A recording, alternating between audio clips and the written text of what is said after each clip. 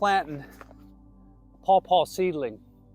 It's in a 16-inch tree pot on top of an aged hugelkultur bed. So hugelkultur is an old Germanic word, basically meaning wood covered with soil. It's composting in place your organic matter that's on your site, branches, twigs, whole trees, letting it sit and digest and break down into lovely, rich compost. Coming along, this one I'm standing on was 6 feet tall 10 years ago, and it is now 2.5 feet tall. So it's super rich, broken down, lovely compost. Perfect time to start planting long-term fruit trees in the top of it. And that's where this Paw Paw is going today. And what's helpful, what's cool about this spot is that it's wet. We're leading down to a creek, what's called a riparian zone. So the soil here is very dense. It doesn't have a lot of oxygen in it. It's quite wet, which Paw Paws do not like. Paw Paws need good drainage. If they don't have good drainage, their roots will ferment and rot. So putting a hugelkultur bed over a wet site is a bit of a sweet combination, because Paw Paws do love to have a lot of moisture nearby, but they need good drainage. So basically an aged hugelkultur bed creates like a creek bank, a stream bank that you can plant onto and have all that humidity around you and have good drainage. The hugelkultur is awesome. Paw Paws are awesome. Put them together, you're doing something right. So the soil that's coming out of this hugelkultur, this aged hugelkultur bed, is gorgeous. It's dark, rich, brown, crumbly, full of organic matter. It smells perfectly earthy. I mean, this is gorgeous, full of worms. Got a big old dangly worm there, full of roots, dead roots. We got ground cover up here. We got mints covering this already. So we're holding the moisture that's in there by keeping it consistently covered. This Paw Paw is gonna bust out of here. And it's in full sun. So I would suspect, easily 50 pounds of fruit per year off of good genetic Paw Paw in full sun and delicious conditions like this.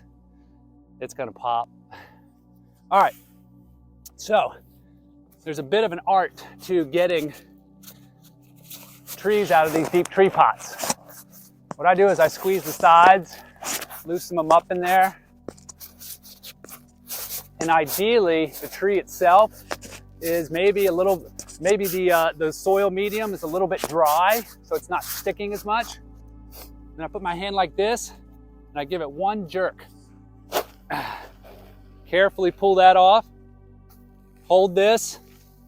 Breathe. It's okay if you lose some of that soil. Just try to keep your roots as intact as possible.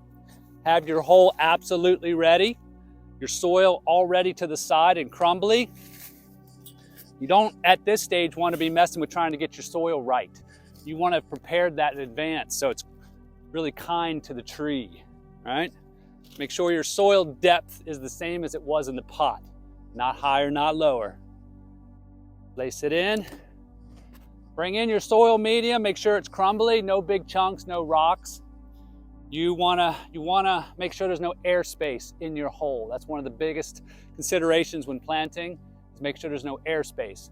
If there's airspace in there, the roots will either go into that space and dry out, or that space can fill up with water and the roots can then ferment and rot. So you don't want either of those. So as you're putting your soil in, use your fingers, go down, and make sure it's tucked in all around. Be firm, use your full body pressure, You don't want to be too light here because you want to make sure you've got even soil around the roots, all right? Then you want to make sure you're composting it really well. I also use cardboard, wood chips, straw. I create basically a sponge all around it for moisture. Because I don't water. I don't want to have to water. I don't want to plan to water. I'm going to design this up front so that I'm off the hook. Design goes a long way. You get your design in place, and then you plant. Things will pump for themselves, and you can do other things with your life. Swing in the hammock, do your yoga, play with your kids, whatever. Set your systems up, and they'll help you enjoy life.